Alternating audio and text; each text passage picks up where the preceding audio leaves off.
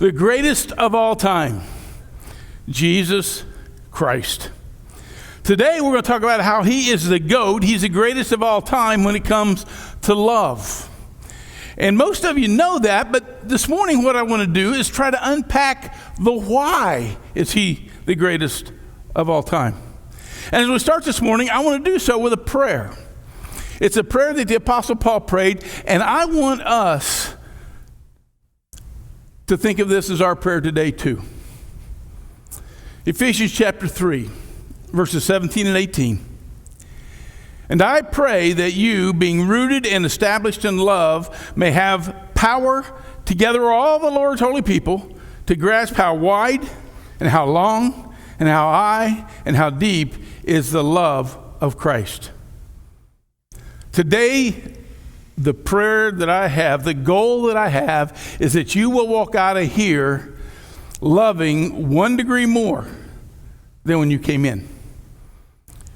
What's going to change to make you love people more than you currently do? Jesus, the GOAT of love. You know, as a matter of fact, every religion, major religion that is, respects Jesus because of his love. He just doesn't heal lepers. He actually touched them when no one else would get close to a leper. So he could have healed them from a distance, but it's no, we're not going to do that. You see, Jesus wanted them to feel his touch as much as his healing. So he touched them and healed them. He fed the hungry. He healed the sick. He welcomed the outcast. He sat with sinners. He gave sight to the blind. And ultimately, he surrendered his life on the cross because of love for all of us. You see, I think one day Jesus and God were sitting up there in the heaven at the throne, and we just wonder, what are we going to do? How can we show the world how much we love them?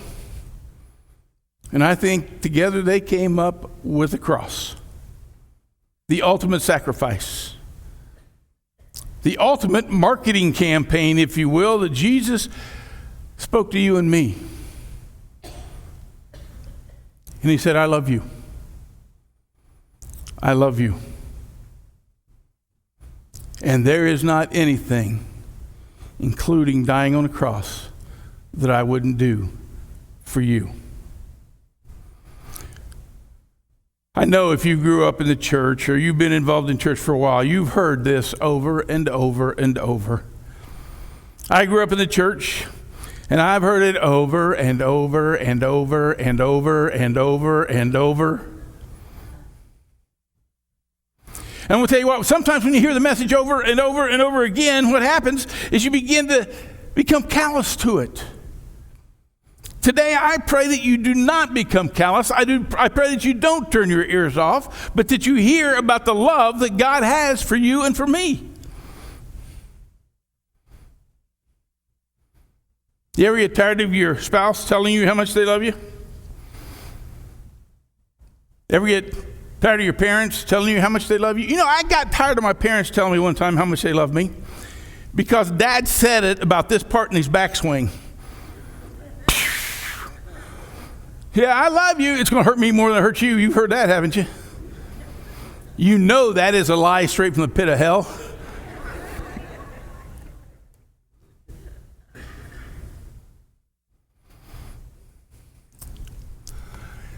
I heard it a lot growing up. And finally one day it sunk in. It hit me. It hit me that I was a stinking mess. But he loved me even though I was a mess. I was a teenager and I was walking from the town park over to the church on a Wednesday evening. That was back in the day when we still did Wednesday evening youth groups, prayer meetings, those types of things. So I was headed over to the church, and I was just being overwhelmed because I had just been in a fight with my best friend, and I was feeling like a mess. But then I was overwhelmed because I remembered what I'd heard that Sunday. And I didn't listen too often on Sundays. You got to understand that. But I do remember that Sunday how much George talked about the love of God. And so that was one time in my life that I surrendered. I surrendered my life to him. And I said I would spend the rest of my life pursuing the love of God. Now, full disclosure, I wasn't any good at it, right? I wasn't perfect. I'll admit to you that there have been 4 times in my life where that same thing has happened to me. I realize each and every time how much more love there is than the mess in my life. Some of you sitting here this morning know exactly what I'm talking about, don't you? You've been overwhelmed with that love and that kindness that you feel from God. See, you and I know about the love, but we're not the only ones.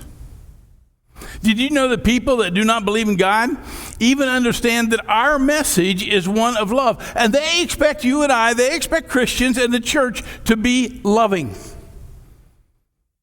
But what they don't understand is that people who say they're Christians sometimes come across unloving. Then they want nothing to do with that person and sometimes even the church that person is part of. It's amazing. I just want to share with you that if you've been hurt by someone who says they believe in Jesus, I have too.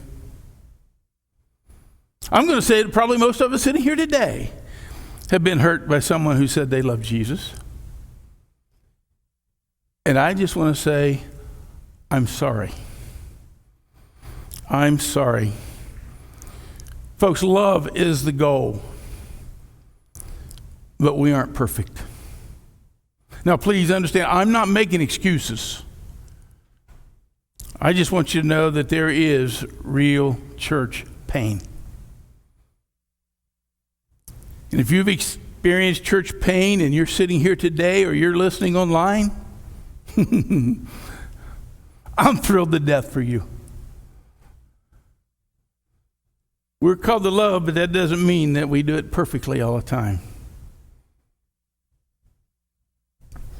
There's a band that's been somewhat popular for several years. They're called Switchfoot. Anybody hear of the band Switchfoot? I know somebody up there has. Switchfoot. Yeah, interesting band.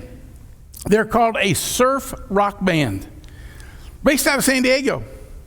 They're all believers, and their songs have some great lyrics, and they point to Jesus. They have this song that's called Love is the Movement. Let me just give you a snippet of the chorus of that song. Love is the movement. Love is a revolution. This is redemption. When Jesus came, he came to create the movement. And that movement was love. Love is a movement. Now here's the deal. When you and I surrendered our lives to Jesus, we said that we want to get in on that movement.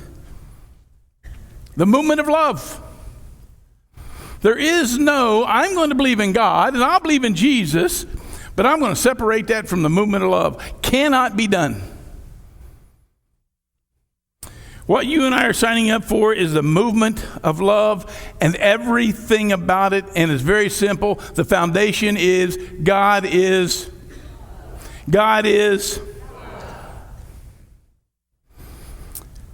Saw a great demonstration of love this past year. I don't know how much of you pay attention to Special Olympics. This past year is held in Orlando, Florida. The Nationals were in Orlando, Florida. And what was so amazing down there, and some of these athletes are incredible. There was a case in which someone fell when they were racing. The entire group stopped to help them up. Then they continued the race. That's love. That's what it's about. When you look at these young people that are involved in these Special Olympics, what you see is how concerned they are for everybody else. It was amazing to me at what they did for each other. If you get a chance, look it up, Google it, look at some video of the Special Olympics from this past year in Orlando. It was amazing. You see, the Special Olympics, to me, and we've got a friend out on the west side that has a son that participates, it's all about love. Whether it's the participants, the parents, or the fans, it doesn't matter. They demonstrate love. I like what John says. Chapter 13, verses 33 to 35. We're going to pick this apart a little bit today. My children, I will be with you only a little longer. You will look for me, and just as I told the Jews, so I tell you now, where I am going, you cannot come. A new command I give you, love one another.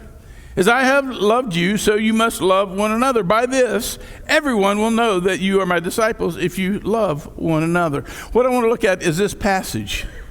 And I want us to look at the different insights that we can gain today from those few verses. First insight is this: Jesus loved with compassion. Jesus loved with compassion. It says in 33, my children, I will be with you only a little while longer. This is the only time in Scripture that we find that Jesus addresses the disciples as children. And it's a term of endearment, a term of compassion. He says that he has this deep love for them.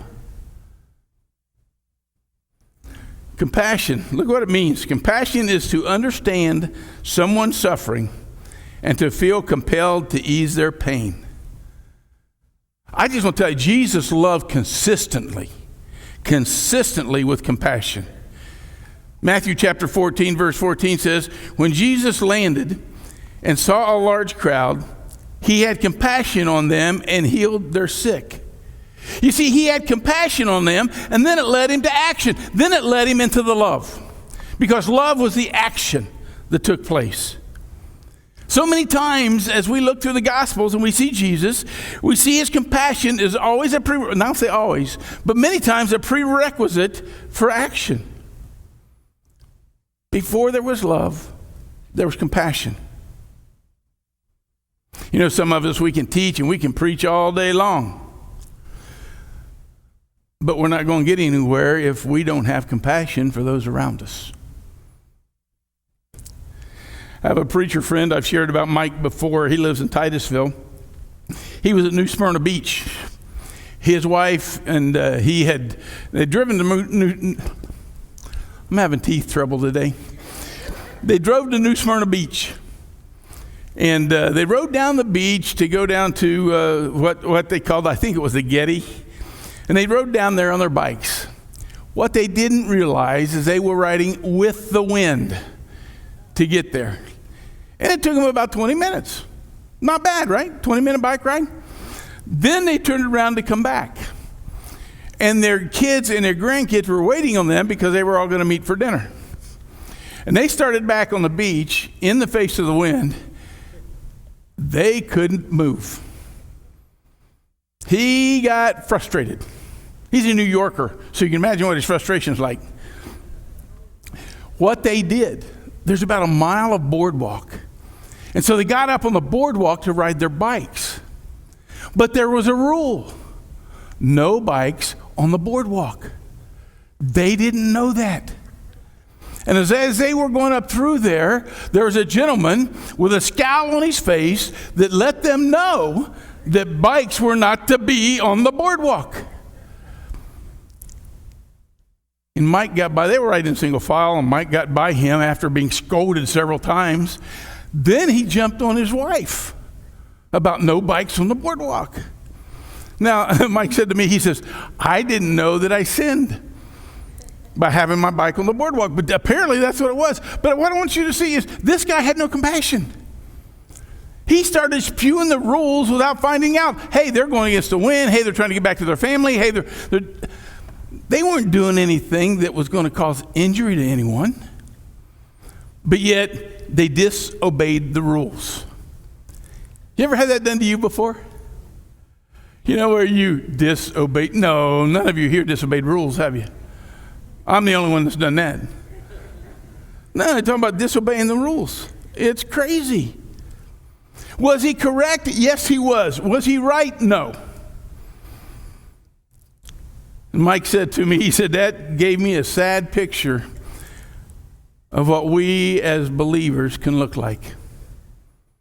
We can be right in what we say, but we can be wrong in how we say it. And there is some theology that we believe in, and we're trying to tell the world. But the way we're trying to tell the world is all wrong. Folks, I want to tell you what, there are people today that are having interactions with us, and they would say, I never want to be like that. And it's because of how we say things. That guy on the boardwalk, he lacked compassion. He didn't know what was going on.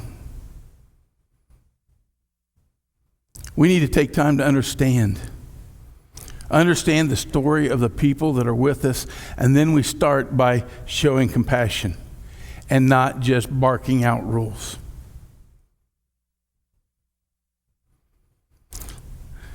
See, there's a lot of times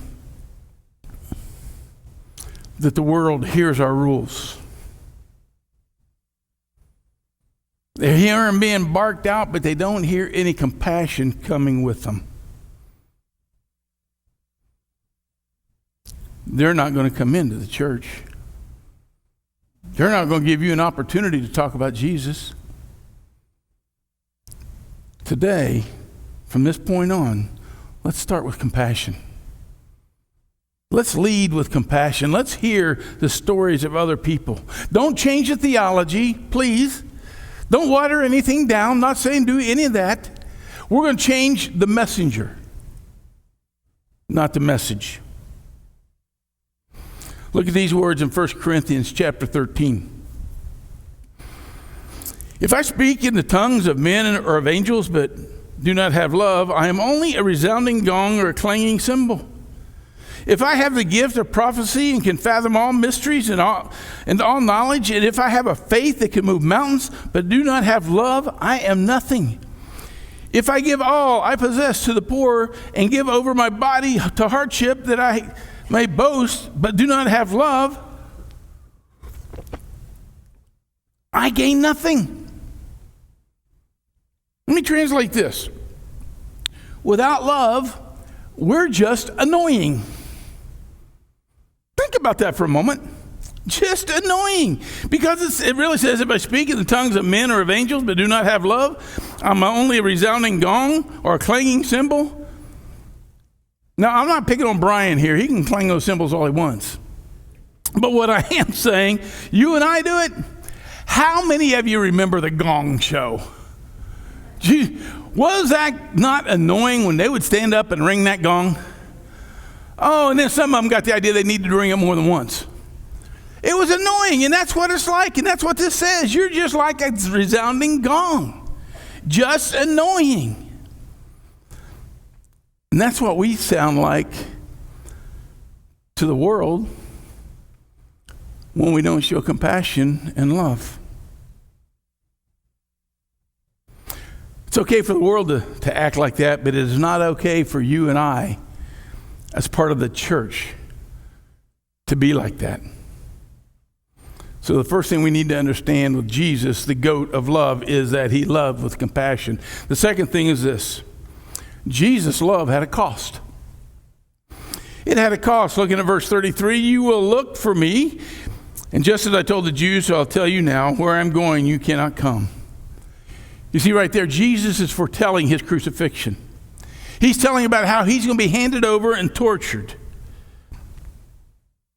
But his love was so big that he paid the price on the cross. Can I tell you one of the greatest things that you and I need to do? We need to fall in love with our community. The one right here where God's put us. We need to fall in love with the community. Why? Because people in love do stupid things. Right? Anybody, when you first fell in love, did you do stupid things? I'm not hearing anybody say yes to that besides me. I practiced doing stupid things. I drove 5 hours to see Joan for 15 minutes. I thought it was wonderful. My parents yelled for a week that was so stupid. We do crazy things when we're in love. Fall in love with this community around us. I got a friend, another preacher who's in Florida. He's in the Orlando area, and he got a daughter that just turned 17 years old. And he said, okay, 17, this is a big one. What do you want to do for your birthday? She said, Daddy, I don't want any presents. I don't want any money. I just want to swim with the sharks. Oh, you want to go to SeaWorld? No. You want to go to Disney? No. I want to go out in the ocean and swim with the sharks. Okay, I wrestle alligators sometimes with my friend Tracy, but I would never do that. So he said he would never do swimming with the sharks, and the next thing you know, he's on the boat, and they're headed out. Now, when they're on the shore, before they go, the captain of the boat tells them everything they should not do in the water. They cover them from toe to hands. They don't want any flesh showing. And so when they get out into the water, the first thing that he asked the captain when they got there, do the sharks just sit here and wait on you? No. So the first thing the captain did was he started doing everything he told the people going to swim with the sharks not to do. The first thing he did is he started splashing water over the side of the boat, getting their attention. Then he started chumming the waters. You know what that is? That's cutting fish so they bleed. And they throw it in the water. What happens with blood in the water and sharks?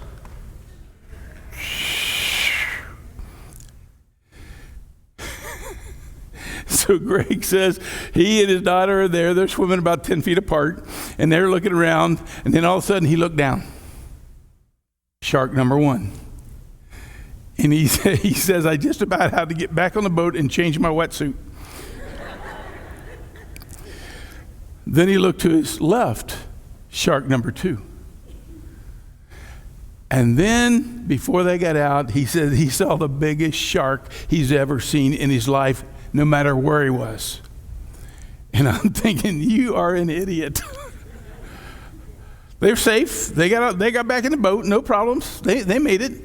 And so when I was talking to Greg, I said, okay, why did you do that? Because I love my daughter. He did something absolutely crazy because he loved his daughter. It had a cross. And what I want you to understand is Jesus took on the cross total craziness, took on the cross because his love for you and me was greater than his fear of the cross. Jesus took on the cross because his fear of the cross was not as great as his love was for you and me. Greg told me how excited his daughter was all the time swimming with those sharks and how scared he was the whole time. And I can imagine that. But his love for his daughter was greater than his fear of the sharks, and so therefore he went swimming with the sharks. Jesus' love so great for us that it overtook the fear of the cross. We had something take place yesterday. Demonstrate the cost of love. We have a lady in the church who just recently moved, but had a house full of stuff she needed to get rid of. And so we had a group of guys, beginning with Josiah and Gabe, his friend. They began to take the stuff out of the house and move it and got rid of some things. And she donated it to some of the international students at the college. And they got rid of a lot of it. Gabe and Josiah did. And then there was a lot more. And so Josiah put out the word.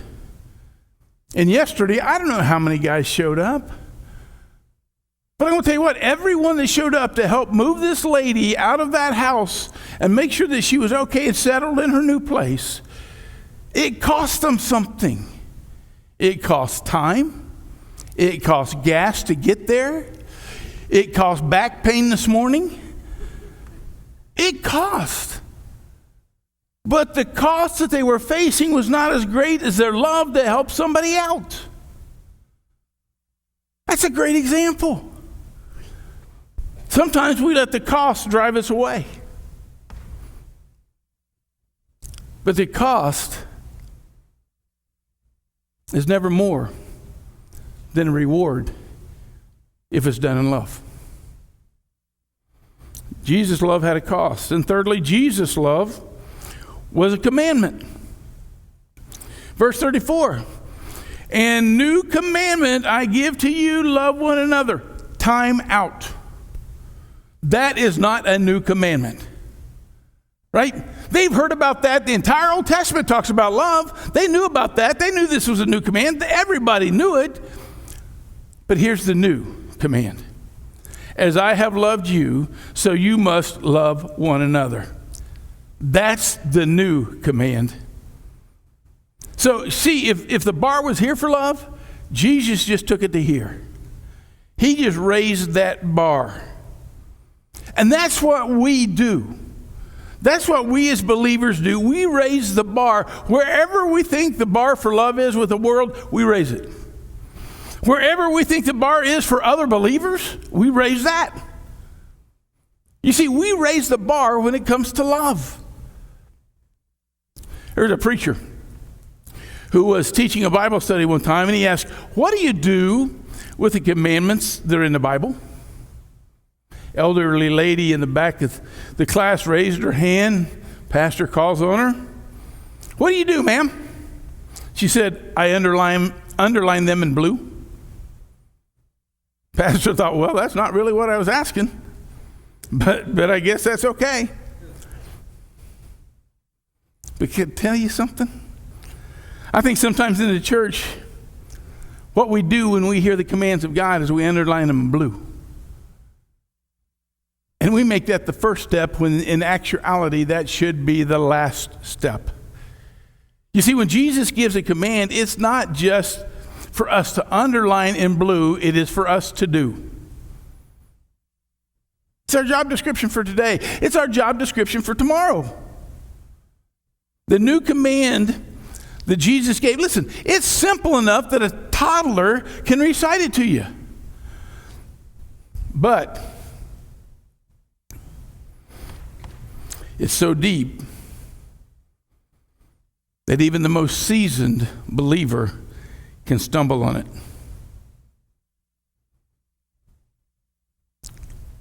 It is to love as Christ loved. I mentioned the Special Olympics a little earlier. In Orlando last year, there was 125,000 spectators. I love it. There were 20,000 volunteers. And when one of the guys went that I had a chance to talk with, he said it literally felt like every person there was focused on someone other than themselves. That's love. That's love. How many of you have one of these? How many of you have ever held it out going, taking a selfie? How many of you have ever taken a selfie? Oh, not bad. I've tried numerous times and I've never let anybody see them. But you know what's so good about this camera? I can take the selfie, but I can also take pictures of you. This lens goes both ways. And we need to take the selfie off, and we need to turn the camera around, and we need to focus on other people. We need to zoom out and zoom away from ourselves, and we need to zoom in on other people. That's love. That's the way it goes. That's what we're supposed to do. When we gave our lives to Jesus, we committed to stop using that lens on us and to begin zooming in on others.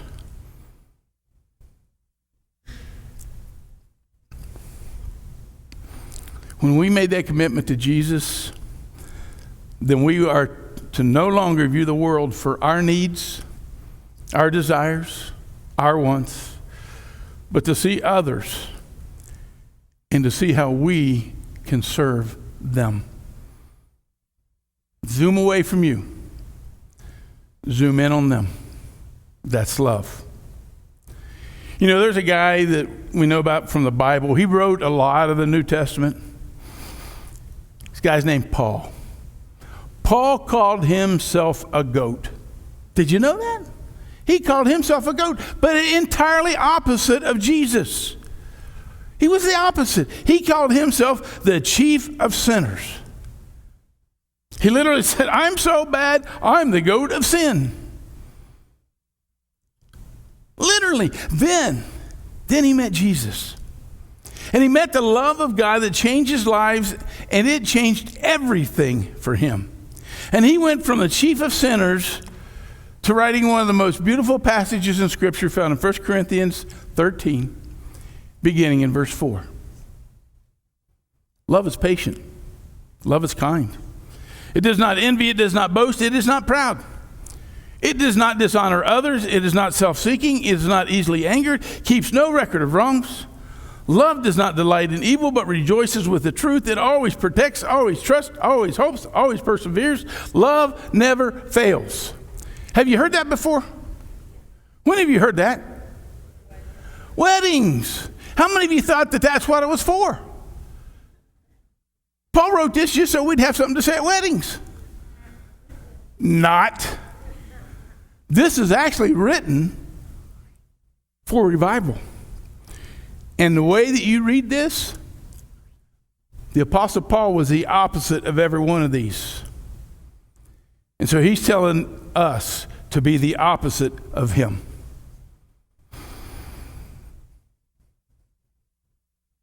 Never meant for a wedding. It's meant to revive people. How does someone like Paul go from being the chief of sinners to writing the most beautiful definition of love that we have? It's because his life was radically changed by love. The love of God. He experienced love like no other, and instead of holding, but this is what I love. Instead of grabbing that love and holding on to that love, what did Paul do with it? Here, have some. You want to know something? You can't give your love all away. It's impossible. And Paul exuded love to all those churches that he helped to start. He exuded love for those folks. It's amazing. He didn't hold it to himself. Oh, I come to church, I found Jesus, I'm just going to hold it. I got Jesus, I got Jesus. It should be, I got Jesus. You need Jesus. But do it lovingly, please. But that's what it is. We need to exude the love that we've experienced from God, because it will radically change people's lives. It's what love does. 2 Corinthians chapter 5, verse 17. Therefore, if anyone is in Christ, the new creation has come. The old is gone, the new is here. There's a picture that I have. Look at that statue. That statue was created from this verse. Can you see the old being peeled off and the new shining through? That's what it's about. It's a stripping off of the old, and it's an exposing of the new. And that's how Paul went from being a chief of sinners to living and exemplifying love, because the old was gone. And in Christ, the new has come.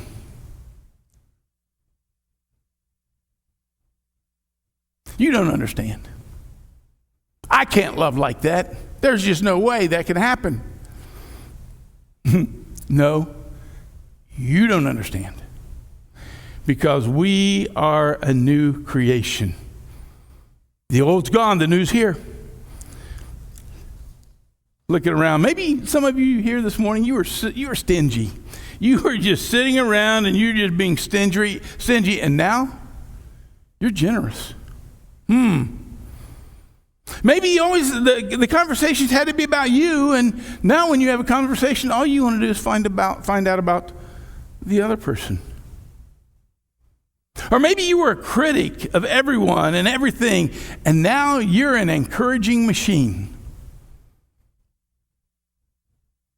Maybe you used to expect everyone to serve you, and now all you do is look for ways to serve others. The old is gone. The new has come.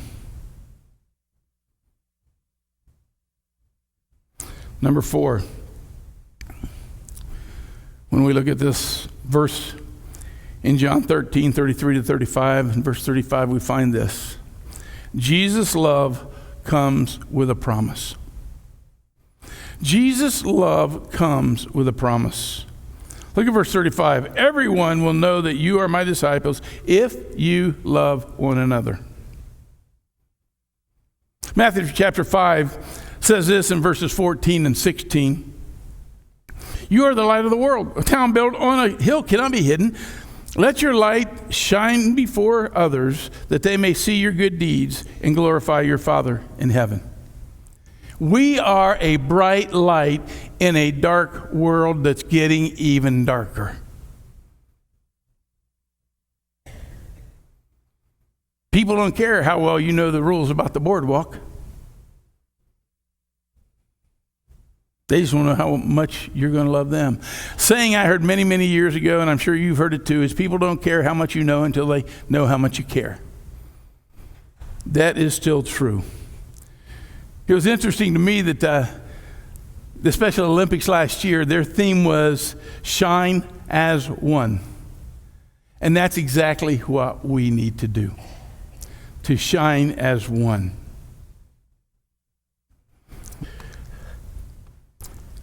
How many of you have ever been to visit a lighthouse? Been to visit a lighthouse? Why? Were you lost? You needed the light? You needed to see where you're going? I'm going to tell you what, lighthouses have no function anymore. All these ships that travel around where lighthouses were, they now have navigational systems that they don't need the lighthouses. My fear is that's what's happened to the church. We're only a lighthouse for aesthetic purposes. We've lost that bright light. We don't see the need to be that bright light. Today I want to challenge you that we do need to be the bright light, because there are people out there in the darkness who need to see that light. They need to see who we are. But I do believe that every one of us have a bias. If I were to ask you this morning to put your hand up if you think you're loving, I'm going to put two up because I think I'm double loving. Don't ask my wife about it. No, we do. We think we're loving. We have that bias about us. And so what happens is we just stay stagnant. We think that we're all very loving, but you got the issue.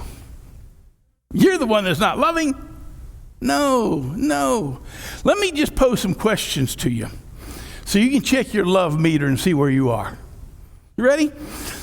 Am I becoming more or less patient? I heard a little grunt come from somewhere. Exactly. Am I becoming more or less kind? Am I becoming more envious or more generous? Am I becoming more prideful or more encouraging? Am I honoring others more? Am I self-seeking more than I'm self-focused? Am I becoming more easily angered? Those questions all come from 1 Corinthians 13. But if you ask those questions, you will be able to gauge where you are. But listen, don't try to tackle them all at once. Pick one or two of those and ask God to help you. Ask God to help make you more loving, because I promise you that each and every one of us can become more loving. In the beginning, I mentioned the band, Switchfoot. Some of you have no idea what Switchfoot means, do you? What is Switchfoot? It's a weird name for a band, actually. But this is a surf rock band based out of San Diego. And John Foreman, their lead singer, said this: "We all love to surf and have been surfing all of our lives. So to us, the name makes sense. To switch your feet means to take a new stance facing the opposite direction. It's about change and movement, a different way of approaching life." Now that you know how cool that is, maybe you ought to start listening to Switchfoot. More importantly today, when you're while you're sitting here, maybe you need to switch feet.